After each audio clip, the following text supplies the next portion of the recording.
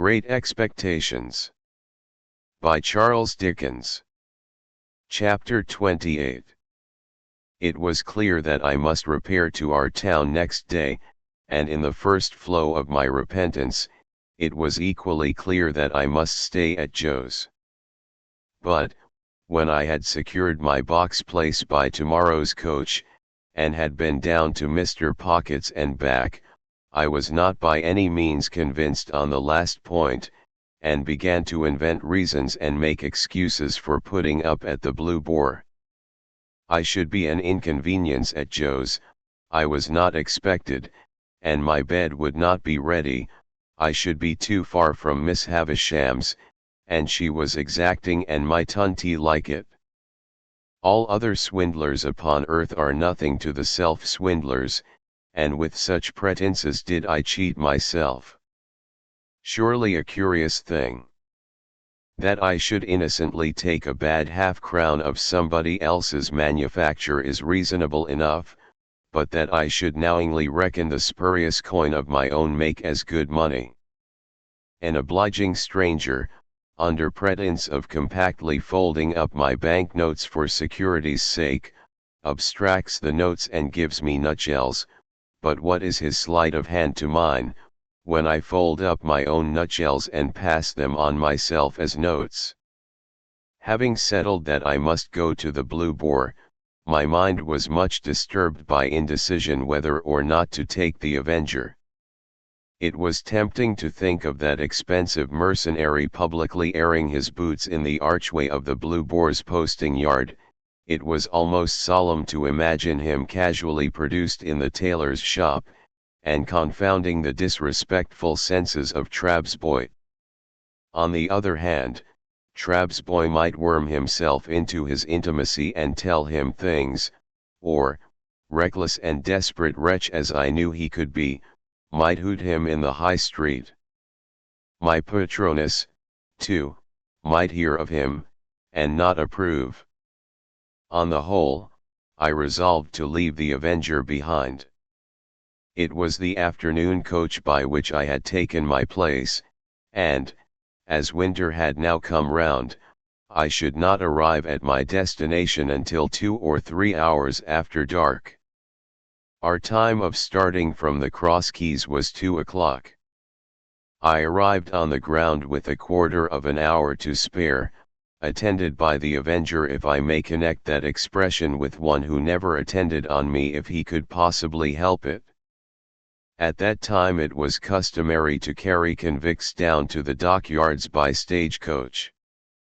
As I had often heard of them in the capacity of outside passengers, and had more than once seen them on the high road dangling their ironed legs over the coach roof, I had no cause to be surprised when Herbert, meeting me in the yard, came up and told me there were 2 convicts going down with me.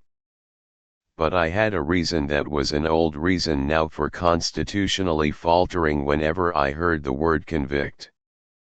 "You don't mind them, Handel?" said Herbert.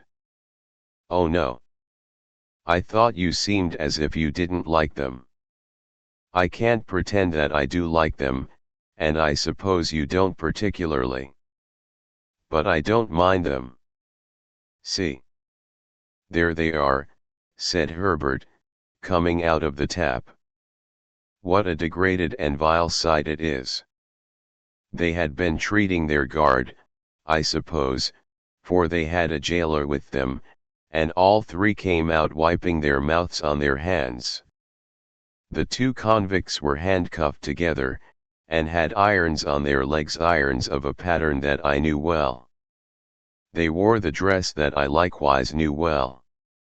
Their keeper had a brace of pistols, and carried a thick-knobbed bludgeon under his arm, but he was on terms of good understanding with them, and stood with them beside him, looking on at the putting to of the horses, rather with an air as if the convicts were an interesting exhibition not formally open at the moment, and he the curator. One was a taller and stouter man than the other, and appeared as a matter of course, according to the mysterious ways of the world, both convict and free, to have had allotted to him the smaller suit of clothes? His arms and legs were like great pincushions of those shapes, and his attire disguised him absurdly, but I knew his half-closed eye at one glance. There stood the man whom I had seen on the settle at the Three Jolly Bargemen on a Saturday night, and who had brought me down with his invisible gun. It was easy to make sure that as yet he knew me no more than if he had never seen me in his life. He looked across at me, and his eye appraised my watch chain, and then he incidentally spat and said something to the other convict, and they laughed and slewed themselves round with a clink of their coupling manacle, and looked at something else.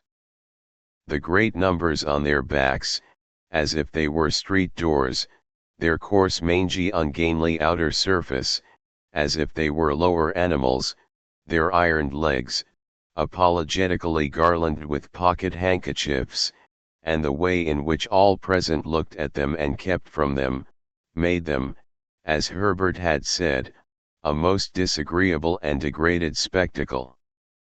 But this was not the worst of it. It came out that the whole of the back of the coach had been taken by a family removing from London, and that there were no places for the two prisoners but on the seat in front behind the coachman. Hereupon, a choleric gentleman, who had taken the fourth place on that seat, flew into a most violent passion, and said that it was a breach of contract to mix him up with such villainous company, and that it was poisonous, and pernicious, and infamous, and shameful, and I don't know what else. At this time the coach was ready and the coachman impatient, and we were all preparing to get up, and the prisoners had come over with their keeper bringing with them that curious flavour of bread poultice, baize, rope yarn, and hearthstone, which attends the convict presence. "Don't take it so much amiss, sir," pleaded the keeper to the angry passenger, "I'll sit next you myself. I'll put 'em on the outside of the row. They won't interfere with you, sir. You needn't know they're there." "And don't blame me," growled the convict I had recognized. "I don't want to go. I am quite ready to stay behind. As far as I am concerned anyone's welcome to my place." "Or mine," said the other, gruffly. "I wouldn't have incommoded none of you, if I'd had my way." Then they both laughed, and began cracking nuts, and spitting the shells about as I really think I should have liked to do myself, if I had been in their place and so despised. At length, it was voted that there was no help for the angry gentleman, and that he must either go in his chance company or remain behind. So he got into his place, still making complaints, and the keeper got into the place next him, and the convicts hauled themselves up as well as they could, and the convict I had recognized sat behind me with his breath on the hair of my head. "Goodbye, Handel," Herbert called out as we started. I thought what a blessed fortune it was, that he had found another name for me than Pip. It is impossible to express with what acuteness I felt the convict's breathing, not only on the back of my head, but all along my spine. The sensation was like being touched in the marrow with some pungent and searching acid. It set my very teeth on edge. He seemed to have more breathing business to do than another man, and to make more noise in doing it, and I was conscious of growing high-shouldered on one side, in my shrinking endeavors to fend him off. The weather was miserably raw, and the two cursed the cold. It made us all lethargic before we had gone far, and when we had left the halfway house behind, we habitually dozed and shivered and were silent. I dozed off, myself, in considering the question whether I ought to restore a couple of pounds sterling to this creature before losing sight of him, and how it could best be done. In the act of dipping forward as if I were going to bathe among the horses, I woke in a fright and took the question up again.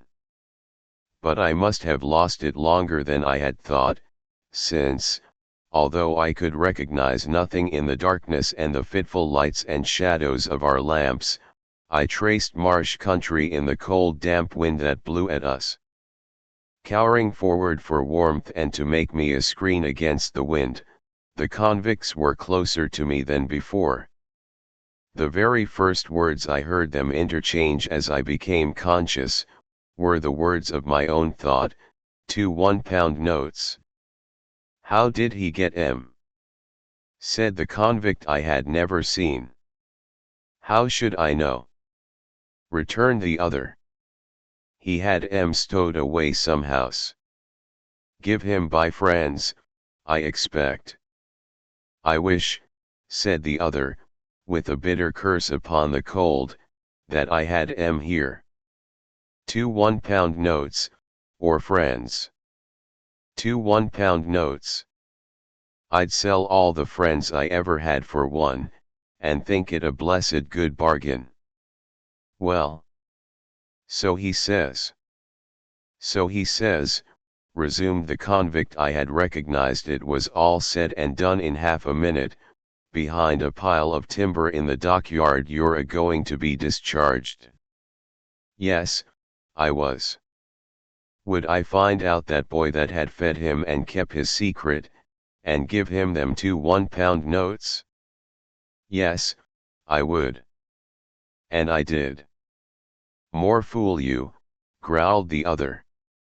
"I'd have spent 'em on a man, in wittles and drink. He must have been a green one. Mean to say he knowed nothing of you?" "Not a ha'porth. Different gangs and different ships. He was tried again for prison breaking, and got made a lifer." "And was that honor, the only time you worked out, in this part of the country?" "The only time." "What might have been your opinion of the place?" "A most beastly place. Mudbank, mist, swamp, and work, swamp, mist, and mudbank." They both execrated the place in very strong language, and gradually growled themselves out, and had nothing left to say. After overhearing this dialogue, I should assuredly have got down and been left in the solitude and darkness of the highway, but for feeling certain that the man had no suspicion of my identity. Indeed, I was not only so changed in the course of nature, but so differently dressed and so differently circumstanced, that it was not at all likely he could have known me without accidental help. Still, the coincidence of our being together on the coach, was sufficiently strange to fill me with the dread that some other coincidence might at any moment connect me, in his hearing, with my name. For this reason, I resolved to alight as soon as we touched the town, and put myself out of his hearing. This device I executed successfully. My little portmanteau was in the boot under my feet. I had but to turn a hinge to get it out. I threw it down before me, got down after it, and was left at the first lamp on the first stones of the town pavement. As to the convicts, they went their way with the coach, and I knew at what point they would be spirited off to the river. In my fancy, I saw the boat with its convict crew waiting for them at the slime-washed stairs. Again heard the gruff give way, "You." Like an order to dogs, again saw the wicked Noah's Ark lying out on the black water. I could not have said what I was afraid of, for my fear was altogether undefined and vague, but there was great fear upon me. As I walked on to the hotel, I felt that a dread, much exceeding the mere apprehension of a painful or disagreeable recognition, made me tremble. I am confident that it took no distinctness of shape, and that it was the revival for a few minutes of the terror of childhood. The coffee room at the Blue Boar was empty, and I had not only ordered my dinner there, but had sat down to it, before the waiter knew me. As soon as he had apologized for the remissness of his memory, he asked me if he should send boots for Mr. Pumblechook. "No," said I, "certainly not."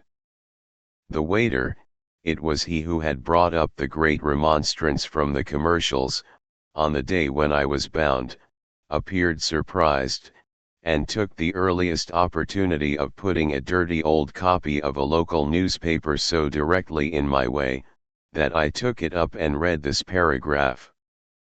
Our readers will learn, not altogether without interest, in reference to the recent romantic rise in fortune of a young artificer in iron of this neighborhood, what a theme, by the way, for the magic pen of our as yet not universally acknowledged townsman to be, the poet of our columns, that the youth's earliest patron, companion, and friend, was a highly respected individual not entirely unconnected with the corn and seed trade, and whose eminently convenient and commodious business premises are situate within 100 miles of the High Street.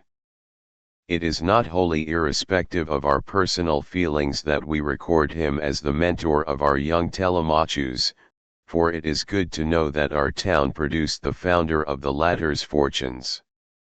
Does the thought-contracted brow of the local sage or the lustrous eye of local beauty inquire whose fortunes?